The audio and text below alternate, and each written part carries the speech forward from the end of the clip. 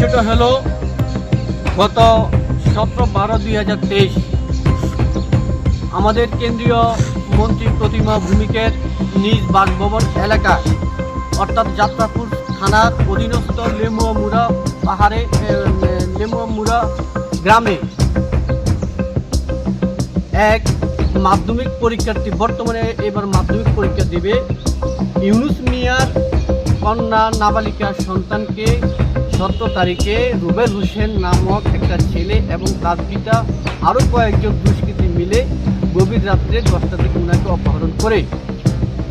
তারপরে পরের দিন 18 তারিখে উনার স্ত্রী অর্থাৎ ইউনুস মিয়ার স্ত্রী যাত্রাপুর থানা থেকে শুরু করে সোনামুড়া থানা ওসি এইচডিপিও এমনকি এসপি অফিস পর্যন্ত সেখানে পরামর্শ করে এমনকি এফআইআর পর্যন্ত করে। আজকে অপহরণের 7 দিন অতিবাহিত হওয়ার পরও এখন পর্যন্ত মেয়েকে উদ্ধার করতে পারেনি। উপরন্তু যারা অপহরণ কাণ্ডে জড়িত ছিল তাদেরকেও গ্রেপ্তার করতে পারেনি। এখন মেয়ের বাবা যিনি ইউনুস মিয়া উনি খুবই আতঙ্কিত আছেন। উনার মেয়ে জীবিত আছে না মৃত উনি বলতে পারেন না। তাই আজকে আমরা যুব কংগ্রেস এখানে এসেছি এই জিপিওর নিকট। উনি যদিও নেই, উনার প্রতিনিধি সৌরভ যিনি রয়েছেন তার হাতে আমরা আমাদের কাগজপত্র জমা করেছি। আমরা বলেছি যে 24 ঘন্টার মধ্যে যদি আসামিকে গ্রেপ্তার না করা হয় এবং মেয়েকে জীবিত অবস্থায় যদি উনার পরিবারের হাতে তুলে না দেওয়া হয়, আমরা সোনামুড়ার যে ব্রিজ রয়েছে, যে জাতীয় সড়ক রয়েছে, সে জাতীয় সড়ক অবরোধ করব। আজকে আমরা বিভিন্ন মিডিয়ার মাধ্যমে এবং ওনার পিতা যে মেয়েটাকে অপহরণ করা হয়েছে ওনার পিতা আমাদের কাছে এসেছেন।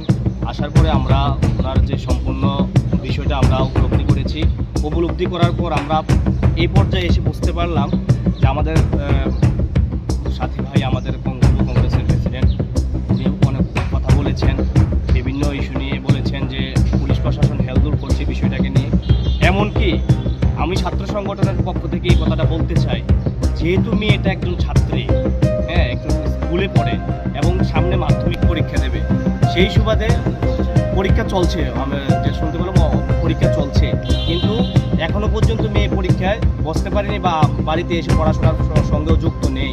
সেই সুবাদে আমরা ছাত্র সংগঠনের পক্ষ থেকে বলছি, যদি ইমিডিয়েটলি মেয়ের বাড়িতে পৌঁছানো না হয় তাহলে শুধু সোনামুড়া নয়, সারা ত্রিপুরা রাজ্যে ছাত্র সংগঠন এর বিরুদ্ধে আওয়াজ তুলবে এবং সারা ত্রিপুরা রাজ্যে আমরা অবরোধ করতে বাধ্য হব যদি ইমিডিয়েটলি মেয়েটাকে।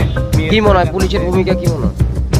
পুলিশের ভূমিকা তো একেবারে নিম্ন, সেটা আর বলার অপেক্ষা রাখে না। কেননা আমরা মেয়ের মামার কাছ থেকে এমনও জানতে পেলাম যে এসআই নাকি এমন অভিযোগ এমনভাবে ওনাকে শাসিয়েছে যে 16 বছরের একটা মেয়ে,